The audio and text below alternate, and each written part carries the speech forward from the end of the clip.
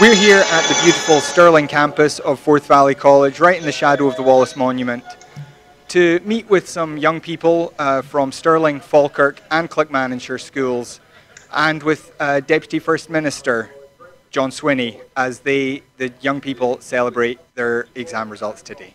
Well, thank you very much, Ken, and good morning, ladies and gentlemen. It's a huge pleasure to be here this morning at what's a really special event for the young people of Scotland, and particularly those in the schools in the Forth Valley area who are here today to receive their exam results.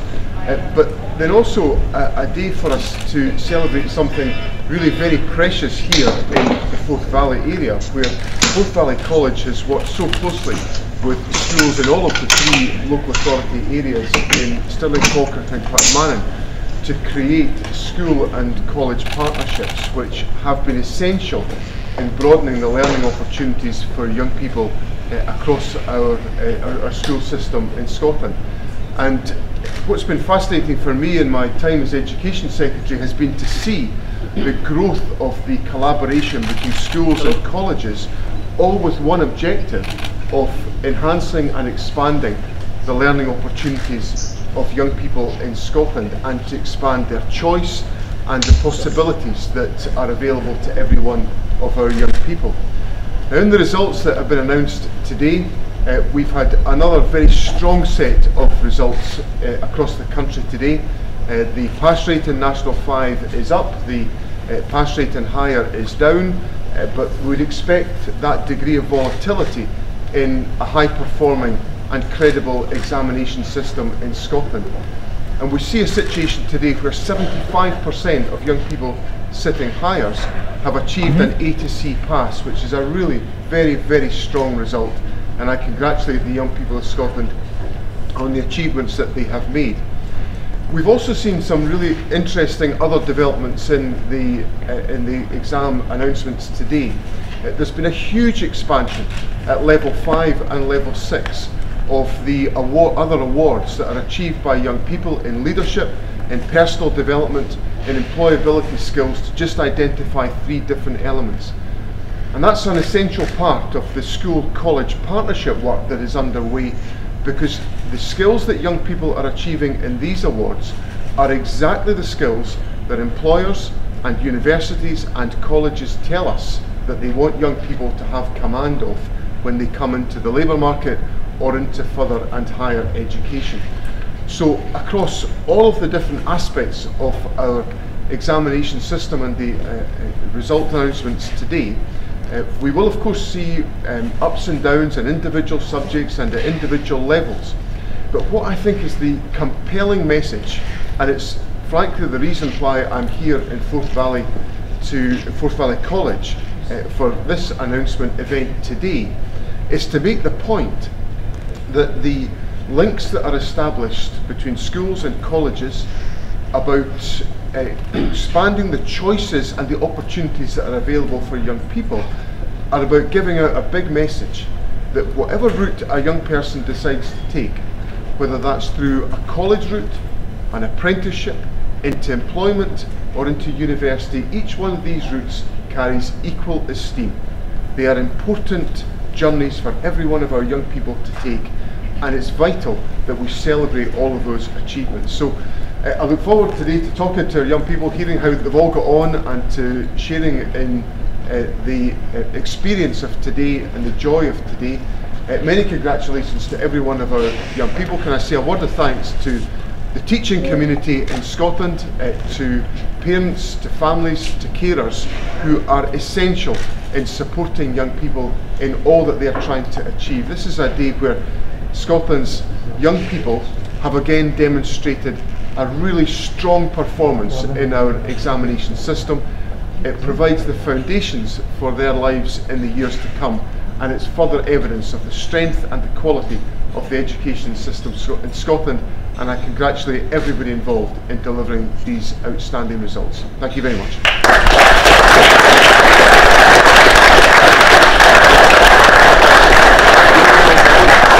Apprenticeship. How have you done that? How did that work out for you? Did you enjoy that? Yeah, I really enjoyed it. friends at anyone. So social services children young people. We're here with Jack and Chloe, who are smiling, which I guess is a good sign. So Jack, first of all, what was it you were studying and how did you get on today? So I was studying the Foundation Apprenticeship in Social Services, Children and Young People, and luckily I passed this year, so yeah. Well, that's great news. And Chloe, what about you? I was studying the same course as Jack, and yeah, I passed it, so it's really good. Well, that's excellent news for both of you.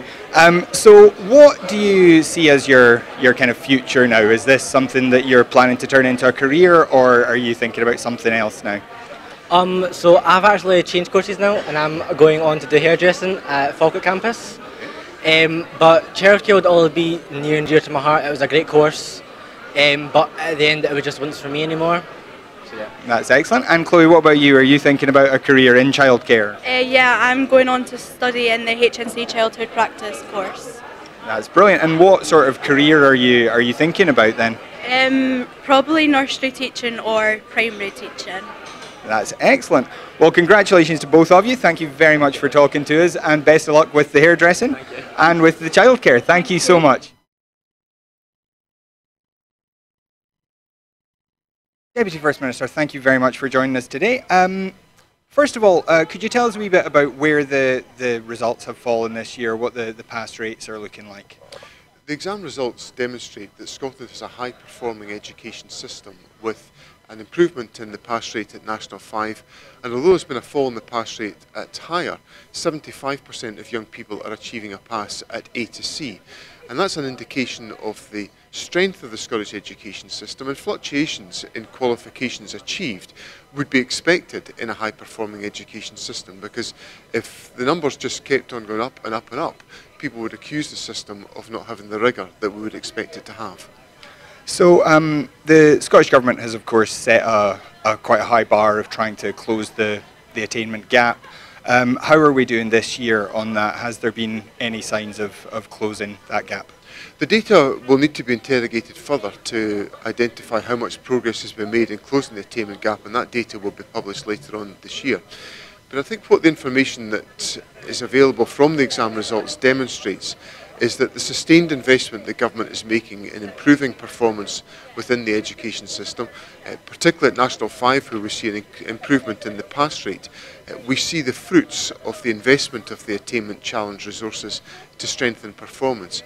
But I think what we also see is the fact that young people are achieving a much broader range of qualifications, as well as the traditional national qualifications. There's been a big increase in the awards in areas such as employability, personal development and leadership, the key strengths that are required by employers and universities and colleges. And these are growing and rising across the country, and that's another aspect of the exam results that we should welcome today. Now, of course, we are here at a college campus. Could you tell us just a little bit for the people at home that don't know much about this? How is this school and college partnership working? What we've encouraged is a much greater degree of collaboration between schools and colleges to best meet the needs of individual learners. So what happens here is that in partnership with individual schools around about the Forth Valley area, the college is able to offer a broader range of courses and opportunities for young people that they can take forward while they're still at school. So it's possible for young people to take HNCs when they're at school and to blend that with the other learning they're undertaking at school. And then what it means is they can come out and go on to other pathways in their learning journey as a consequence of those activities. So what the college and school partnerships are succeeding in doing is establishing better pathways for young people with deeper skills opportunities and the ability to take forward those routes in a way that creates much better opportunities for young people. Okay, and on a somewhat different note, you will of course be aware of the Ashcroft poll from yesterday showing a majority supporting independence. What is the Scottish Government's goal now in terms of pursuing independence? The First Minister's made it very clear that we want to take forward another referendum on independence. We believe that is the right thing to do, given the issues that we face on the constitutional question. And what the Ashcroft poll, I think, demonstrates conclusively is that people in Scotland want to have that choice, and that more and more people in Scotland are prepared to exercise that choice in favour of independence, and Scotland should have the opportunity to choose. Okay. And we had Angus Brendan McNeil on the show last night talking about his proposal that an election could serve as a mandate for independence if the Westminster government continues to resist agreeing a Section 30 order. How do you feel about that proposal? And if you are against it, then what strategy do you see the Scottish Government and the SNP taking in that situation? I think what's important is that we continue to pursue the democratic argument. And the democratic argument is that the people of Scotland have a right to choose their constitutional future. No Westminster government should stand in the way of the right of the people of Scotland to choose their constitutional future. And that's the approach that the Scottish Government will maintain, because it's just beyond debate that the UK Government has any right to stop the people of Scotland exercising a choice over their constitutional future. And do you think there is an avenue that the people of Scotland could pursue if there isn't a Section 30 order put in place? I think what's important is that we concentrate on the argument that we've made, which is that the people of Scotland have the right to choose, and the UK Government should not stand in the way of the democratic wishes of the people of Scotland.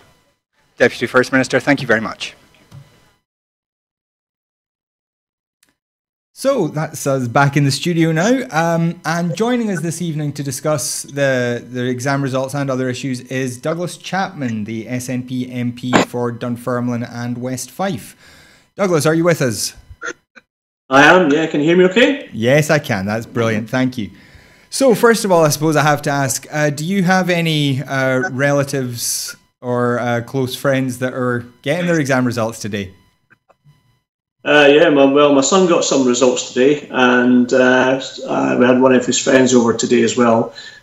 So it's been quite a successful day all round, I think, in terms of certainly their results. And I think in general, well, you always get annual variations to actual percentage pass rates and so on.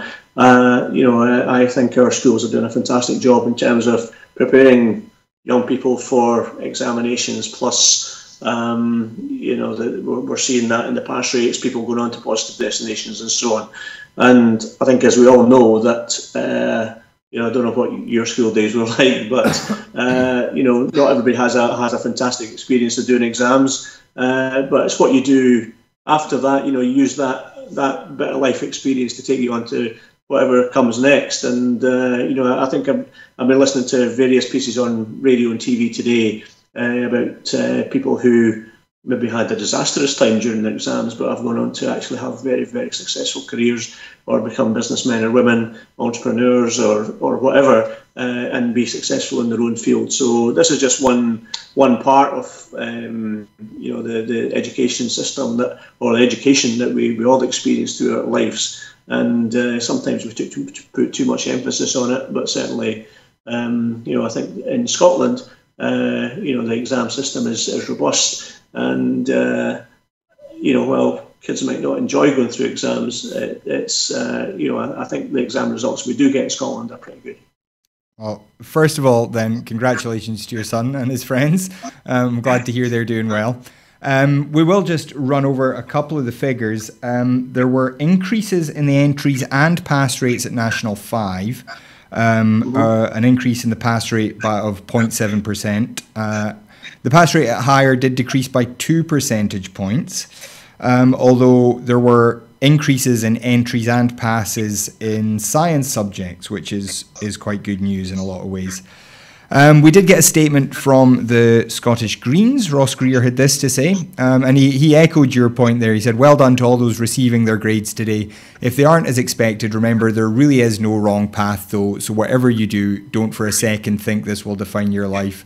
And I think we can all agree with that. I don't think any exam I sat would have predicted that I would end up sitting here talking to you. However, he does say we can't ignore the fact that the higher pass rates have dropped to their lowest level since the new qualifications were brought in. This needs to be looked at urgently by the SQA and their findings explained in full to Parliament at the earliest opportunity. The exam authority says that fluctuation in pass rates is normal, but as any higher maths student will tell you, this isn't fluctuation, it's a clear downward trend.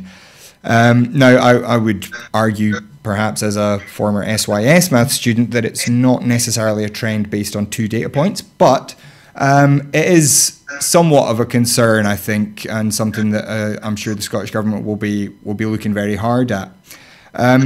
Although there was some other quite good news on the attainment gap.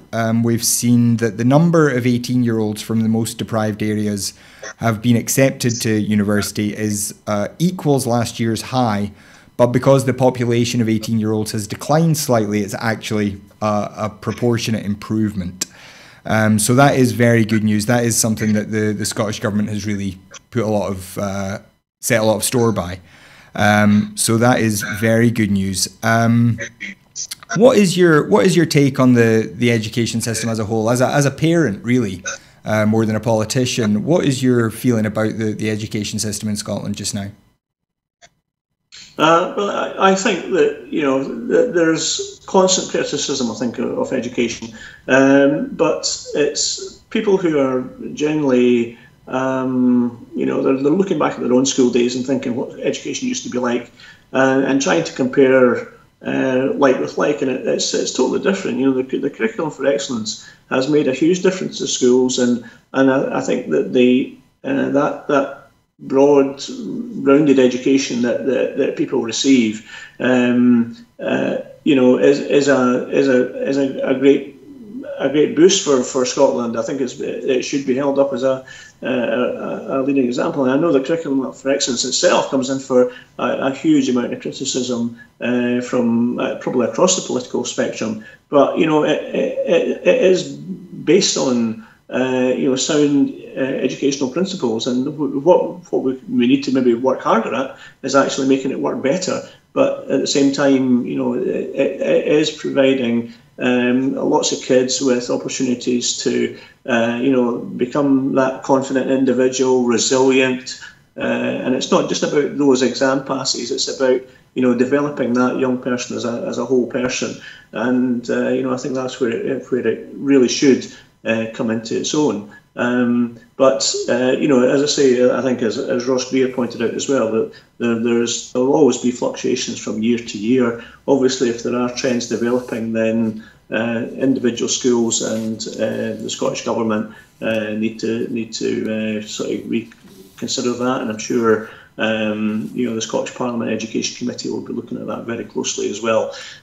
So what can we do to actually improve these figures year on year? But we've also got to look at the outcomes. You were mentioning about more young people from deprived areas going into university, which is brilliant.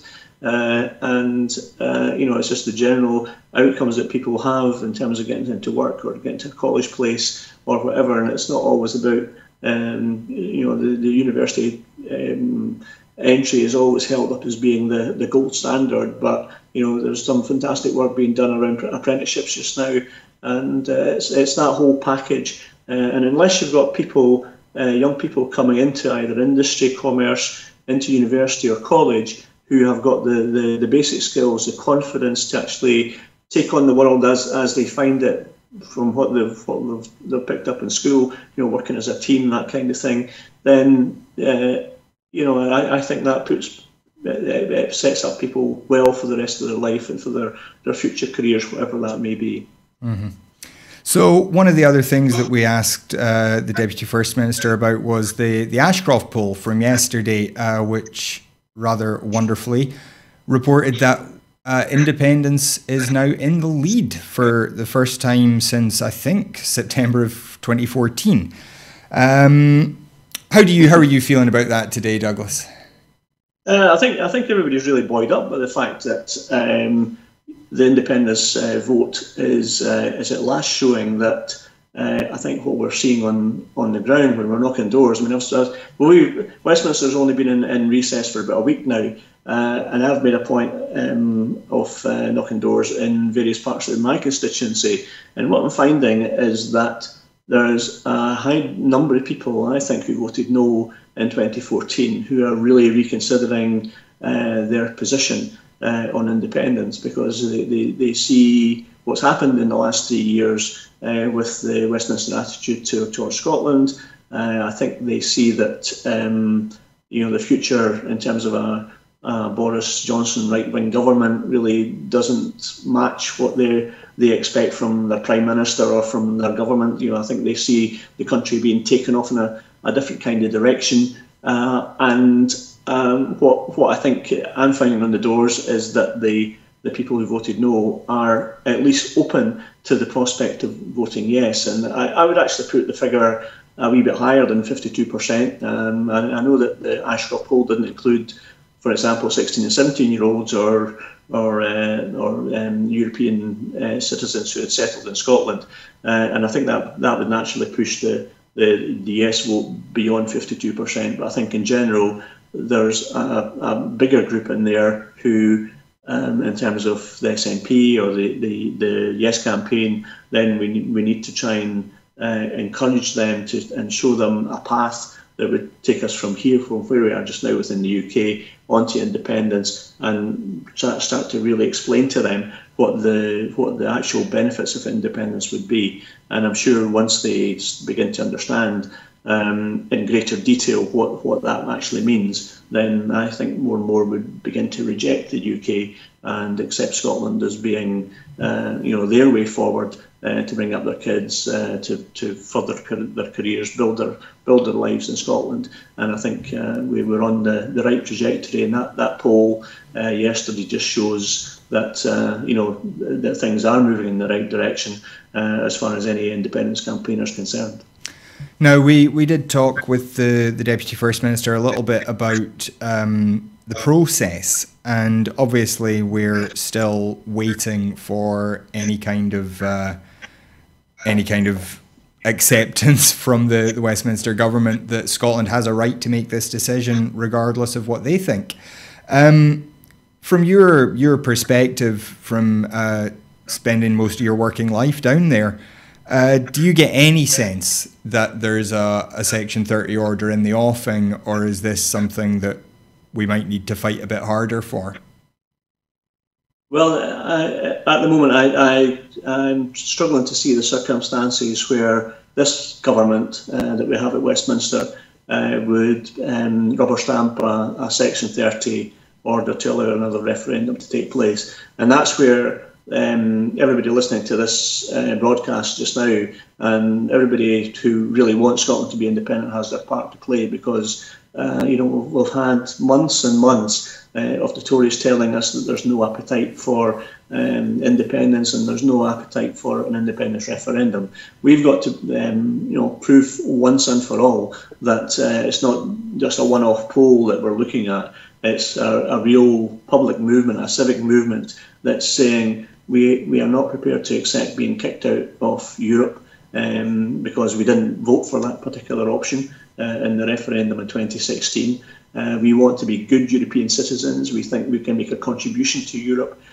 We think we can be a really successful independent country. And you just need to look around the rest of Europe. Quite a number of the countries that are very successful within the EU, for example, are smaller than Scotland. Scotland is a medium-sized European country when it comes to population, but we kick in well above our weight when it comes to our exports. When we talked about education, the quality of our university sector, and almost every measure. We've got a very mature economy in Scotland. We should be doing really, really well, and instead of bumping along the bottom with the growth rates that we're experiencing and have experienced as being part of the UK for far too long. And if we can get these growth rates moving in the right direction and even matching some of our European counterparts, then that means that people in this country become wealthier, they have more choices, and we can develop a better country, a more equal country around that economic success. Well, we can certainly hope so. And just as a wee side note, you mentioned the international students. The international students from outside the EU rose to its highest ever record. 2,330 students rose by 9% this year. So yeah, you're certainly right to say that Scottish education is very attractive to the international market. Now, just moving on, as we talk about Scotland's future as a country, today we had the two Citizens' Assembly conveners taking office. Former Labour MEP David Martin and Third Sector leader Kate Wimpress were welcomed to the role by Constitutional Relations Secretary Mike Russell, who described it as a key moment for the project. Those assembly meetings will be held over 6 weekends from the 25th and 26th of October to the 24th and 26th of April in Edinburgh and Glasgow. And these citizens' assemblies are to look at what kind of country we want to be. It will consider 3 broad issues. What kind of country are we seeking to build? How best we can overcome the challenges we face, including those arising from Brexit, and what further work should be carried out to give us the information we need to make informed choices about the future of Scotland. So what do you know about the Citizens' Assemblies, Douglas, and what do you think of this announcement?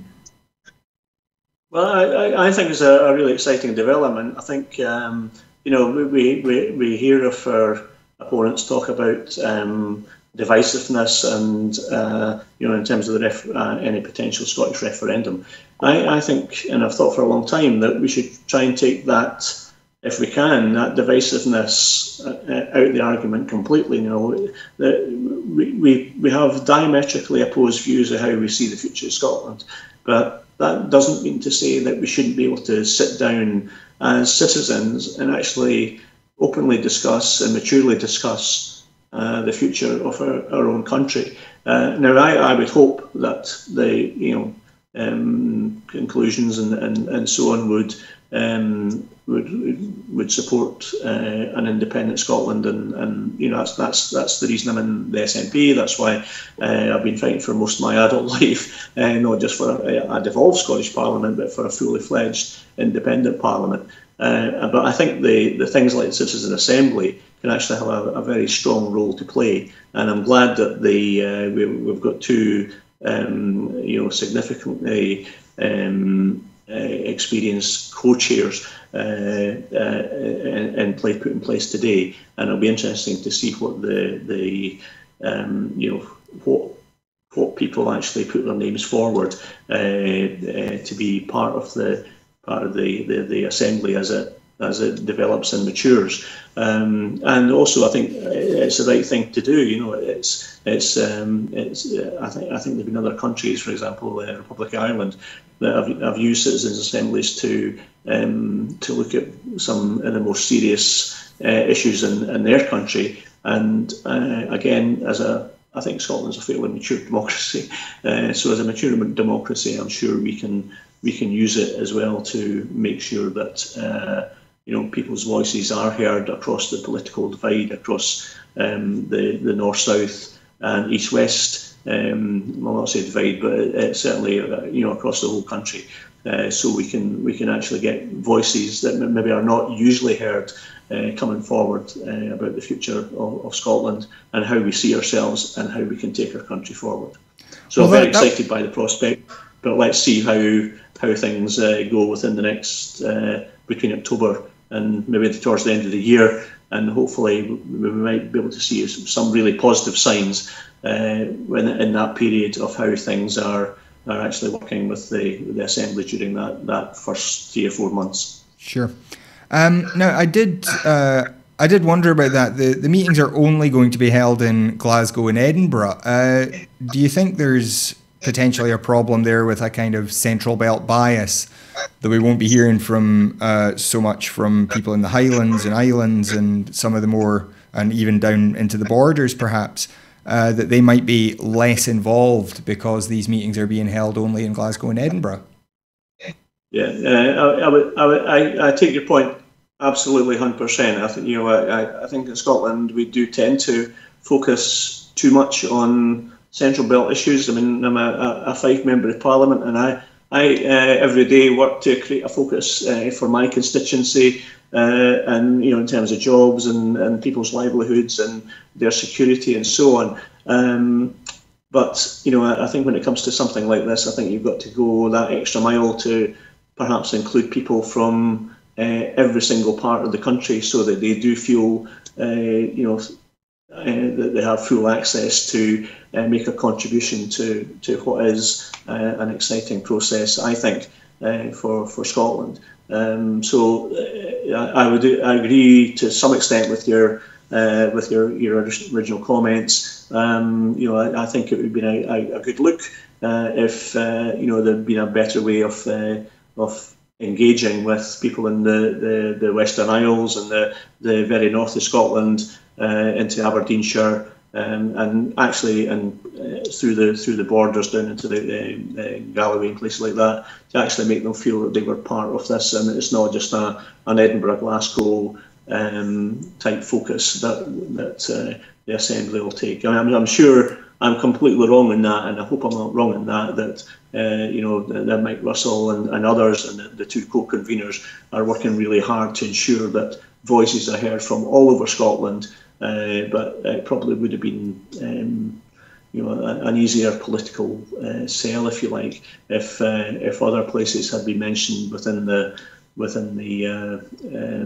initial proposal today. Yeah. Well, the press release that we have does say that the membership should broadly reflect the population by various categories, including geography. So I suppose we can hope for that. And I'm sure people like Mike Russell, who's a very assiduous member of the Scottish Parliament for Argyll and Bute, I'm sure that that's something that he wouldn't have missed. So I'm sure that every effort will be made to bring as many people from diverse backgrounds and from diverse geographical backgrounds into the mix as possible, and I hope that's the case.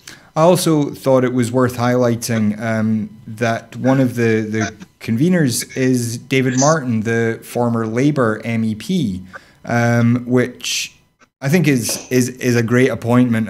He was, from all accounts, an excellent MEP, and the fact that he's willing to be involved in this conversation when we've seen some of the unionist attacks on the idea of the assemblies as an SNP mouthpiece and whatnot, I think that's great news. Do you know David yourself?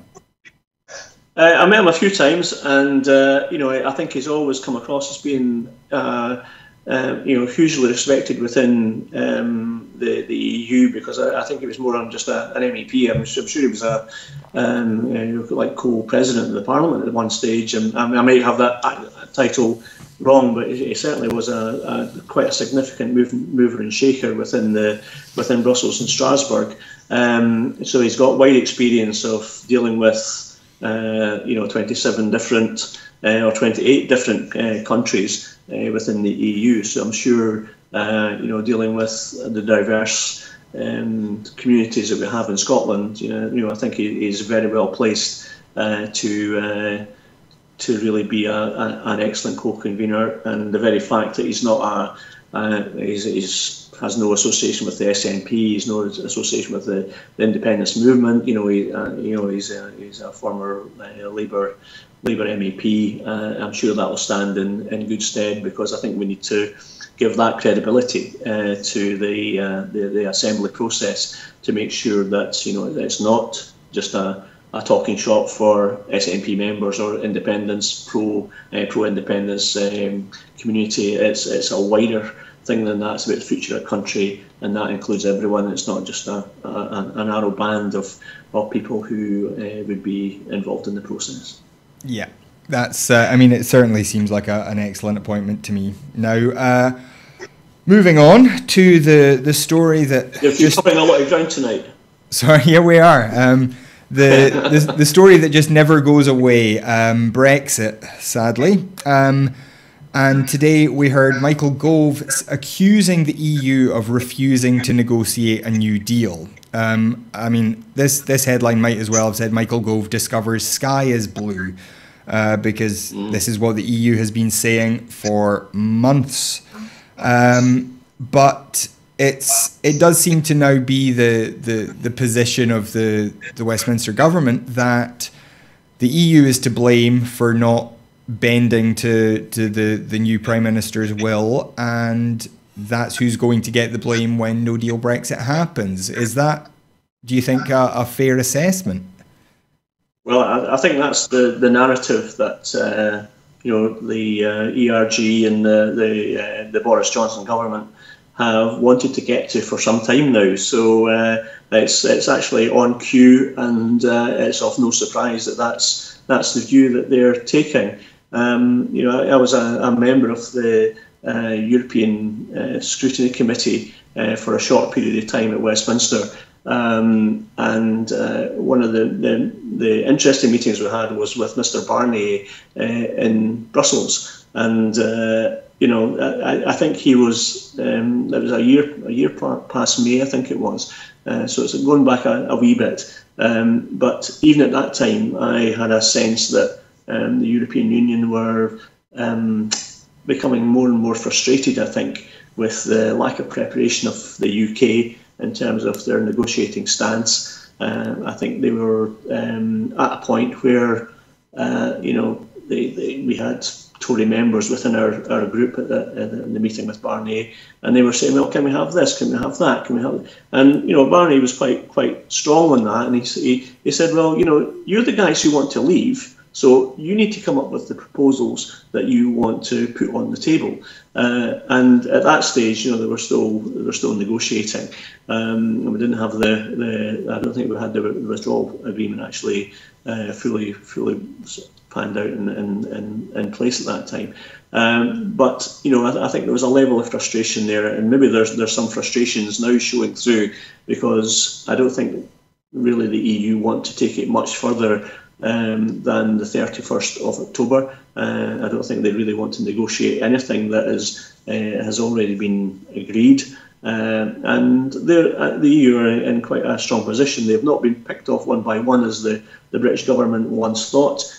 They've stuck together as a group of 27, and I think that's come as a bit of a surprise and a shock to British negotiators over the last 3 years. Where this takes us is into no deal territory, and I think that again that's probably somewhere that Boris Johnson and people like Michael Gove actually want to take the UK. And of course, a no deal Brexit would just be totally disastrous, not just for the UK, but it would be disastrous for my constituency and for people in Scotland in terms of jobs and our future prosperity. So, I think really the narrative that Gove is coming out with today is exactly on cue. It's what I think anybody would have expected, but it's taken us into very dangerous territory indeed.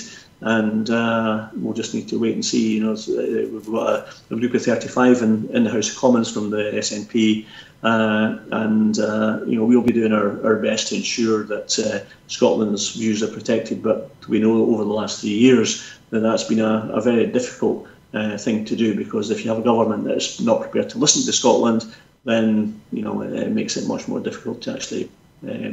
You can put your point across, but if nobody's listening or caring about Scotland and our future, then it puts us in a very difficult position and makes us think, well, if they can't represent us in Europe, then we've just got to do it for ourselves. We did also get some news just from a couple of days ago about a cross-party group of MPs working with the Good Law Project, who have gone to the Court of Session to ask for what's called a declarator, that the Prime Minister cannot lawfully advise the Queen to suspend Parliament in order to let time run out. There's a very long list of MPs. I think virtually all the SNP MPs seem to be signed up. We've got MPs from Plaid, Lib Dems, and a good number of Labour MPs as well. None from the Tories that I can see. So if this case is successful, it would at least prevent this proroguing of Parliament that we've heard so much about, and which, quite frankly, is an abhorrent idea to me, this idea that we can just suspend democracy in order to make something that nobody voted for and nobody knew they were voting for to happen. So we do obviously hope that appeal to the Court of Session works. What else do you think can be done, given that no deal now seems to be government policy? Is there anything that we as ordinary citizens can do, or are we going to have to leave the fight to you guys? Well, I mean, I think the fight should be in Parliament, but as you say, where we have a government that's prepared to play fast and loose with democracy itself, I think it puts the Parliament in a very strange and unusual position.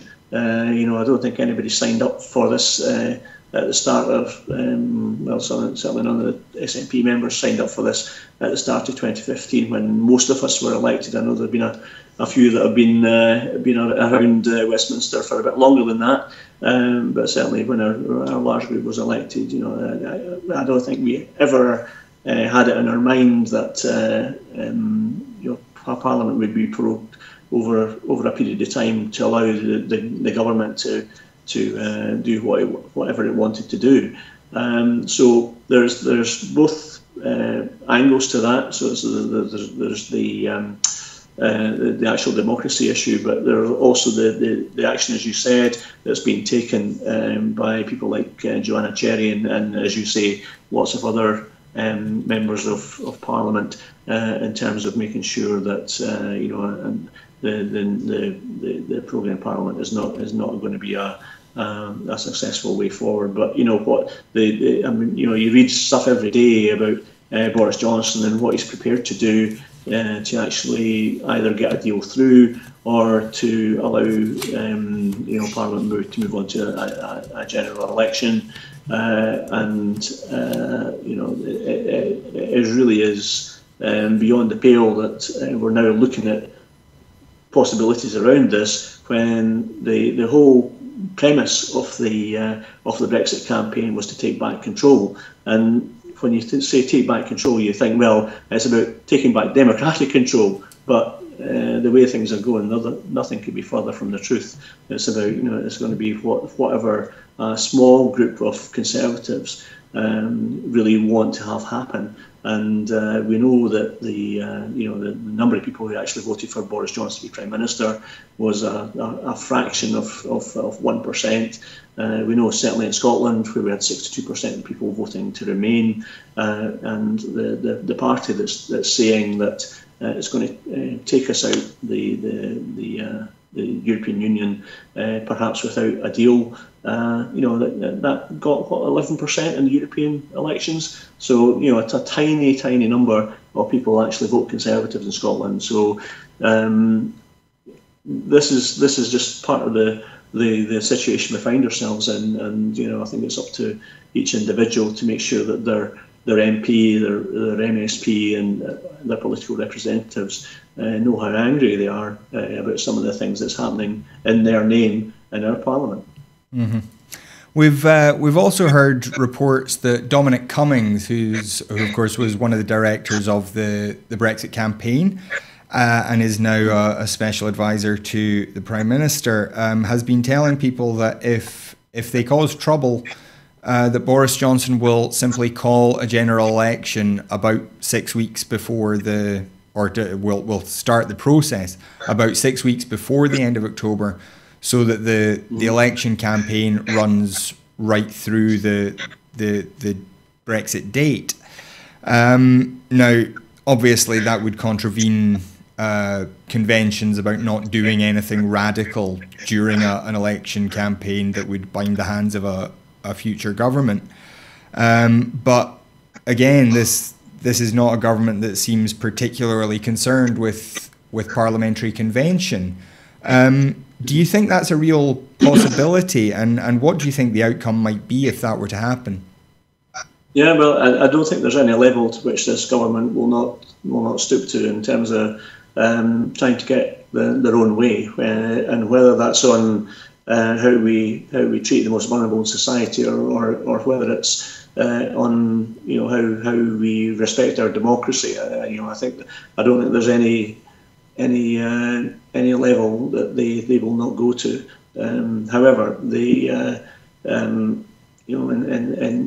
in saying that, I think that the most likely scenario is that I think that Johnson will probably want to get some sort of deal or no deal for if he can get it through Parliament in some way or another. Then I think that's his most likely route before he goes to the country. I don't think it'll happen before Brexit is delivered.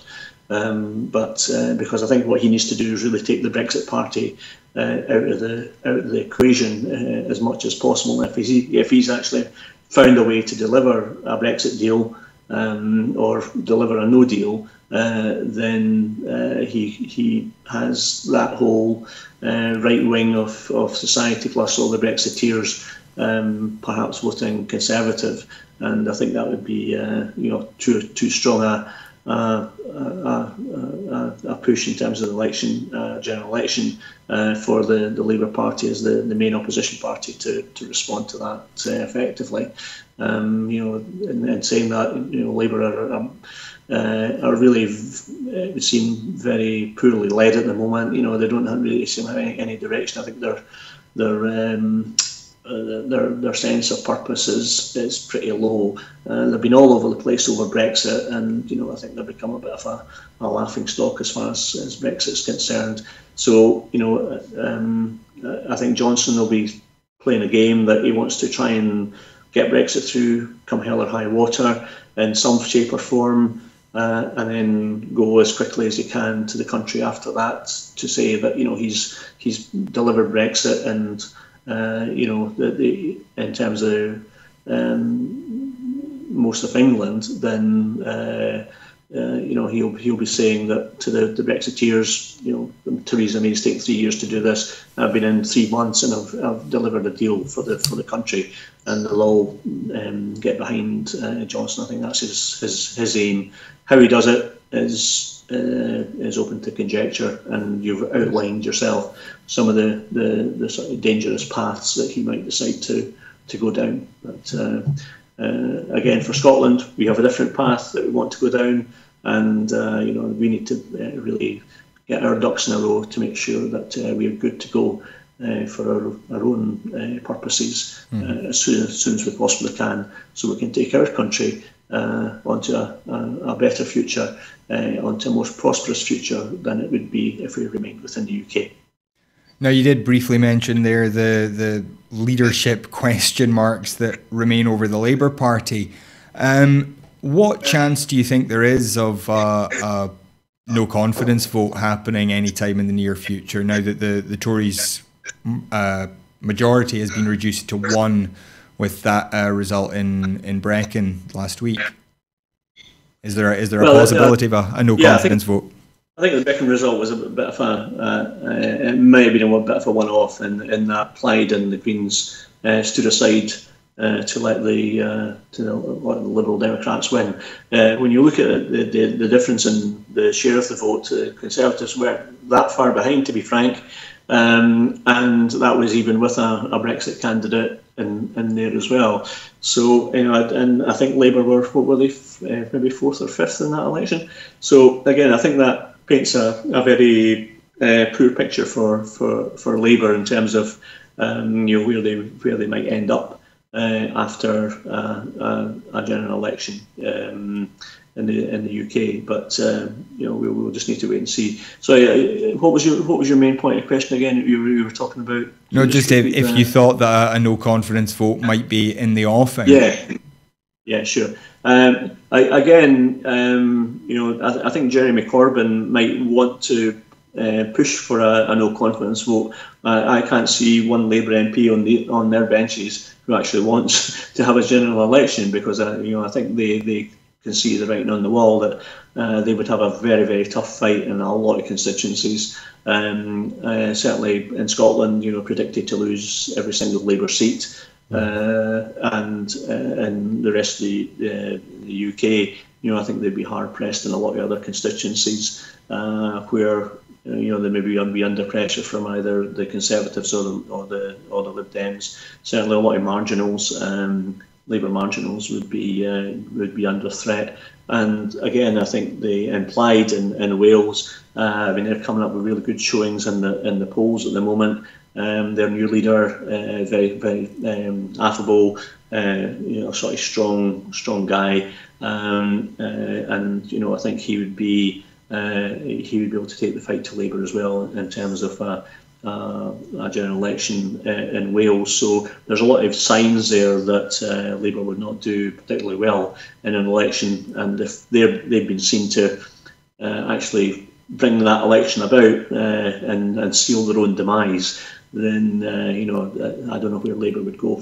from there in the rest of the country. Okay, that's great.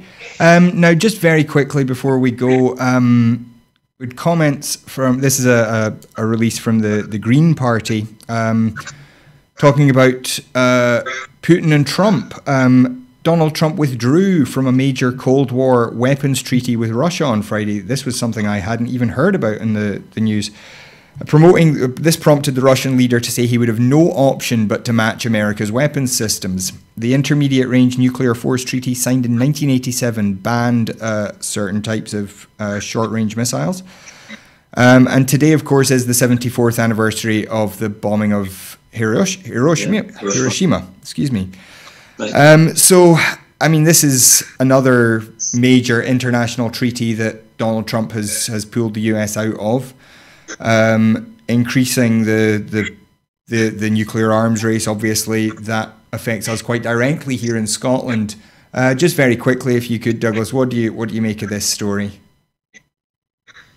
Well, again, I think it points to the situation we have with President Trump at the moment, that he is maybe if I can use a military terms, he is a bit of a loose cannon, and I think the danger is that with all these things, as we've looked at quite a bit of the relationship between, say, the Baltic states and Russia, and one of the things that keeps coming up with that is that it's not going to be, there's not going to be a problem there if the by intent. What there might be is a problem by a miscalculation or a misunderstanding, and I think where you have a president in the United States and a president in the Russian Federation who are playing to an audience where there might be a miscalculation or a misunderstanding, then that puts us in very dangerous position indeed. As far as Scotland's concerned, we are a very, I think in general, in terms of, if you ask around Civic Scotland, we're not supportive of nuclear weapons, and we would work as hard as we could internationally to make sure that these weapons of mass destruction are actually reduced across the globe and eliminated entirely if we had our way, because I think really, they're outdated, and that's something that President Trump has actually admitted to as well. And I think we're living in a different kind of world now. I had a meeting with Napier University's Cyber Academy yesterday, and some of the threats that we face, either commercially or across our infrastructure, are to do with closing systems down, maybe cutting off water supplies to communities, that kind of thing, and you can actually affect whole areas if you're so minded, by actually by using these cyber techniques, as opposed to using heavy weapons where you're going to get a lot of people dying or facing a really horrendous life after if they manage to survive any form of nuclear attack. And as you say, we're looking back at all these years after Hiroshima today, and it's just a dreadful thought that these weapons still exist around the world, and I think Scotland could do its bit to make sure that we have that international agreements are adhered to, and that we can work towards a nuclear-free future for the planet, never mind Scotland and Western Europe. Well, that is an excellent optimistic note to end on what's not been the most positive story. But thank you very much, Douglas, for your time this evening. It's been a pleasure talking to you. And thank you to all of you watching as well. If you do have a little bit of money to donate, it does cost a lot of money to make TV programs, especially with the quality of setup that we have here. I wish you could see how much effort goes into making these shows for you. So if you are able to, you can go to broadcastingscotland.scot/register and become a supporter there. We also have a donations page. If you can't afford £5 a month, there is a donation option as well. But in the meantime, thank you all very much for joining us. I've been Kenny McBride. This was Scotland at 7 on Broadcasting Scotland, and we'll see you all again very soon.